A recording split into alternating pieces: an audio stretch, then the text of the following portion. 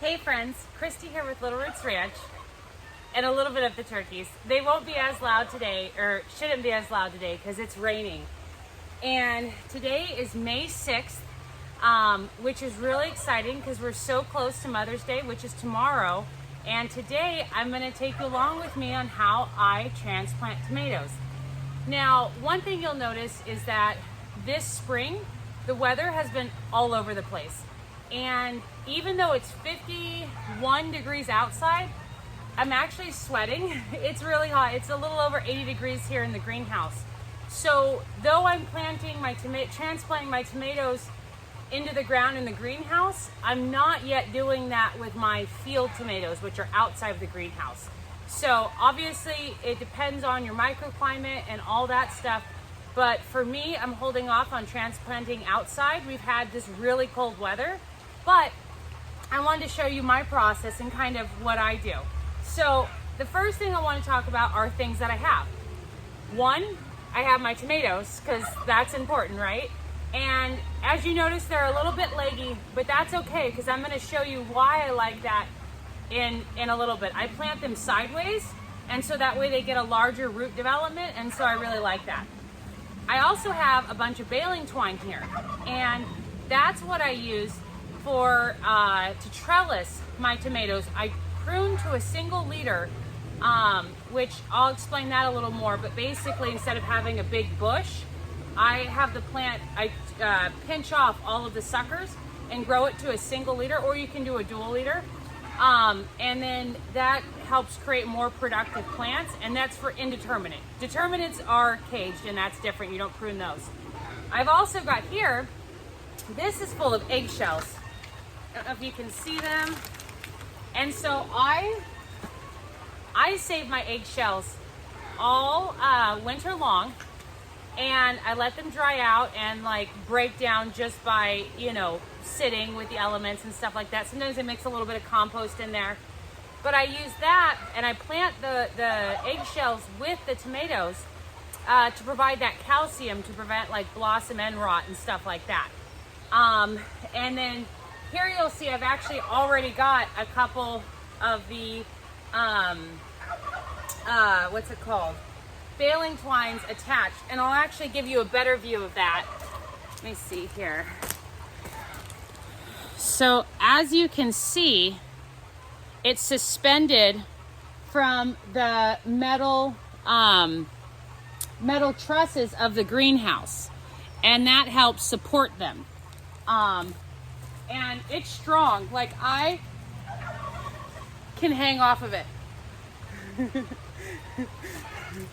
But yeah, so the greenhouse is really sturdy, and that's really important. I understand that other people might trellis different, like using cattle panels or like woven like materials and stuff like that. There are many ways to trellis. This is the way that I do it.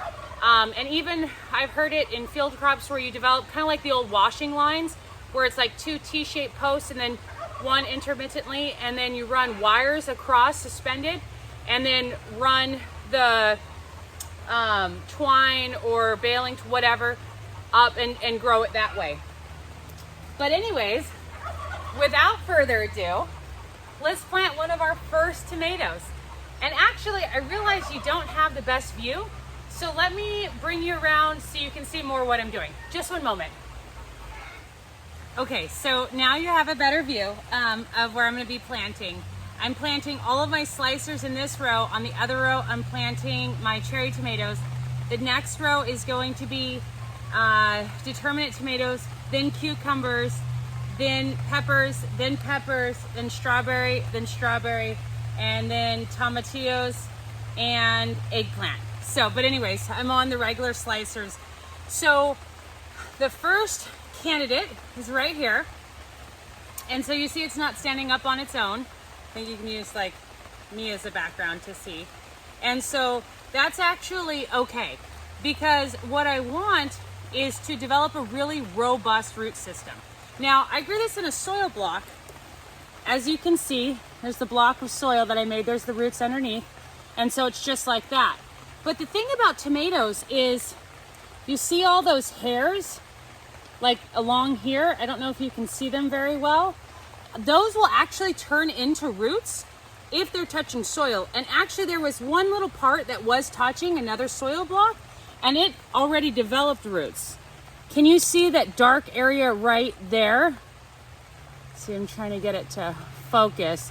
It may not show it, but basically the tomato, any part, even like if it was a 6 foot long tomato plant and the tip touches the ground, it'll sprout roots. Tomatoes love to root. And so I want to take advantage of that and give it a lot of places to root. So again, seemingly not a great looking tomato plant, but no worries. So I'm going to come back here. I'm like covered in wood chips now. So I'm going to come back here and I plant my tomatoes a little bit, I think it's about one. Could you say that again? Sorry, my watch is yelling at me. About 1 foot away. And then I use these. And so I actually for each, I guess it's a little over a foot. But, and so I'm going to drag these down and secure it with a stake. I don't have the stakes yet, so I'm just going to use a stick and secure it like that. And my tomato plant will actually grow up around it. I'll have to manually turn it around, and that's what holds it up, because you don't want them on the ground. There are some people who do that, but it makes harvesting harder, and just, that is the natural habitat though, or habit I should say, of the tomato plant. In the wild, it's sprawling, and that's why you get all the suckers, and it roots it anywhere, and it just likes to spread out. But as gardeners, we want it to lift up and be easy to access all of those amazing tomatoes. But, so I'm going to transplant the first one. The first thing I'm going to do, of course, is dig my little hole, which is not hard because the compost is not difficult to work. And my compost is a little dry on the top, but more wet in the, like, down a couple inches, which is exactly what I want. I don't want to overwater it. And so I've got that little hole here, I think you can see. Then I'm going to take some eggshells, which I have plenty of. And so just, this is a bunch of them in half, and I'm just going to crumble them and put them in there, mix it in with the soil a little bit. And so that way there's not lots of delicious calcium in there. Then I'm going to take my little start and I'm going to pinch off the 2 cotyledon leaves, which are the first leaves that are arrived, but they're not true leaves. They call them cotyledon, and I'm going to pinch those off. If you grew your tomatoes in a container, you would just do the same thing, but lift it out of the container. Here with the with the soil block, it's all one piece. Now, what I'm going to try and do is I want to plant it very much looking like this. Let's see, can you see? So I'm going to plant it to the side, because instead of just having down here be a root system, I'm going to allow the whole stem that's leggy to become a root system, which is going to be amazing. So I'm going to take that, see how I have it spread out, and I'm going to set it just like that. You see how it's sitting there? It's small, of course. And then I'm going to fill in everything around it. I'm going to get my stake, which is just a stick, and put it nearby. And make sure I'm not getting the root, because I know where the root is. And then I'm going to fill in the, what's it called? Fill in the compost around it. And I'm going to take my trellis, which is right here, and tie it around.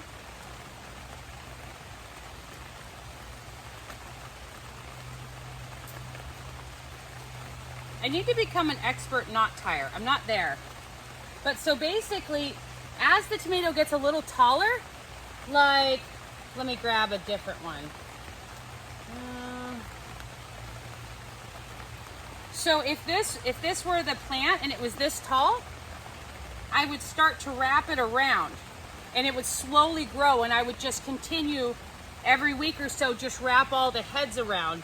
So that way, this particular tomato is Black Beauty, and I'm really excited. It's a little harder to get the deep black color in the Pacific Northwest, because the purplish or black, whatever, is the, oh, I always say it wrong, the Athrosimines. So I know the word in print, but I don't know how to say it. But they're an antioxidant and they're beautiful and good for you. But those develop with the sun, and as we all know, we don't get as much sun as, say, like the South. It's not, we've got a lot of cloud cover or maybe gloomy days or whatever. So I'm hoping in the greenhouse that the extra warmth will help develop it. Though the greenhouse, the plastic does cut out a percentage of the sunlight. I think it's like 2% or something like that. So that'll be an experiment. I'll grow some inside and some outside. But basically, this is the process. I have this one planted. I will come back and water it in. But it's dig a hole, put the eggshells in there. If you didn't save your eggshells all throughout the winter, that's totally fine. You know for next year. But you can just take some fresh ones and put them in there.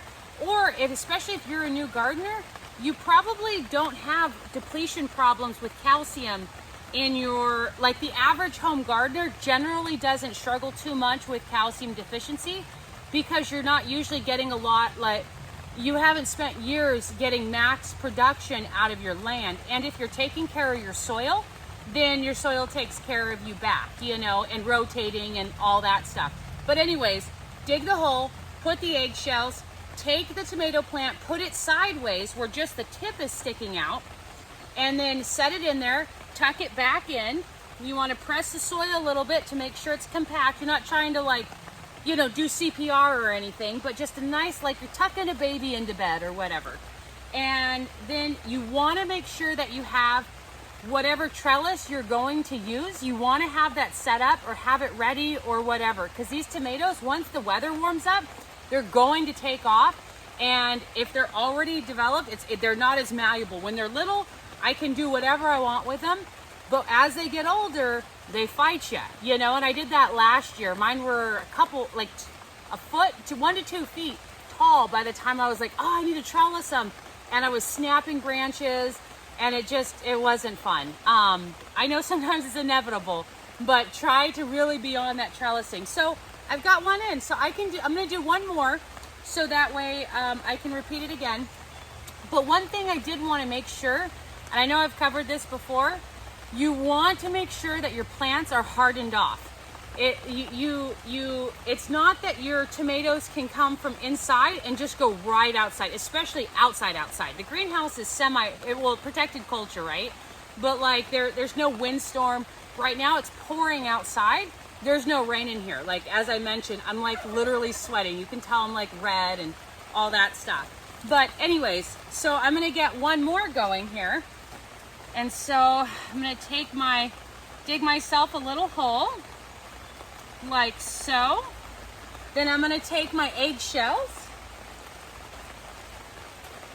and just crumble those up and sprinkle them in, mix them up with a little bit of the dirt down there.